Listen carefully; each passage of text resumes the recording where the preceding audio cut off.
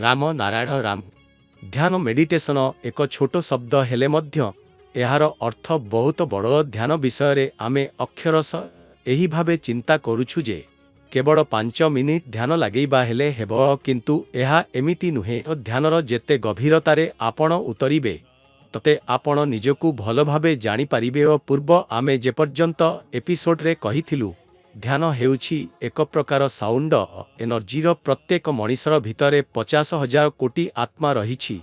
सेमानंकु जीवित रखिबाकू निजकु शक्तिशाली करिबाकू ओ मरिबा परे मोक्ष लाभ करिबाकू आमकु चिंतन मनन करिबा आवश्यक, जहा माध्यमरे आमकु गर्जा ओ शक्ति मिले, आमर मन ओ विवेक शक्तिशाली हुए।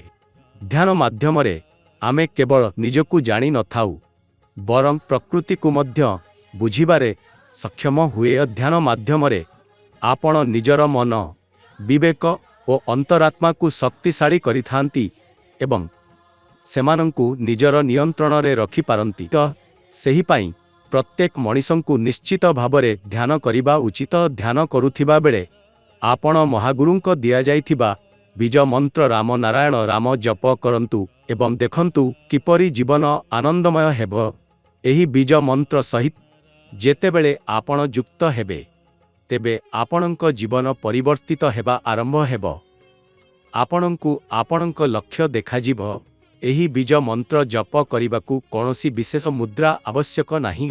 आपण दैनंदिन कार्य करुथिबा समय रे मध्य एहा जप करि परिबे किंबा जेउठारे बसी मने मने एहा करि परिबे बा सत्संग माध्यमरे राम नारायण राम नामरे जोग देई परिबे।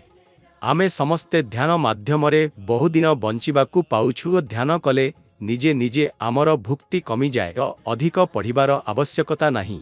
गोटिए थर पढ़िले सबु किछि मनरे रही जाए। गोटिए थर खाद्य नेले सेही दिन भरी खाद्य मिली जाए। जेउ व्यक्ति ध्यान करे सेथिरे एहा स्वाभाविक होई जाए। ध्यान करिबारु आमे निजर मनर दास होई जाऊ। ध्यान करिबारु केबे काहाकू कष्ट हुए नाही। ध्यान हेउछि एक भगवानंक देउथिबा उपहार।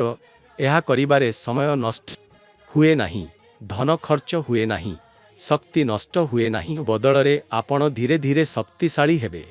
ध्यान करिबारे जेतेबेले आपण मुद्रारे बसिबे सेतेबेले शांतिरे एक स्थानरे बसी राम नारायण राम नामर जप करंतु एवं ध्यान लगाई रुहंतु। राम नारायण राम नामर सबुठारु विशेष कथा हेउछि जेतेबेले आपण एहार जप आरंभ करिबे प्रथमे आपणंकु ध्यान रखिबाकू पड़िबो जे आमे एही जप करूछु किंतु किछि समय परे एहा आमर सांस सहित जोग होई जाए।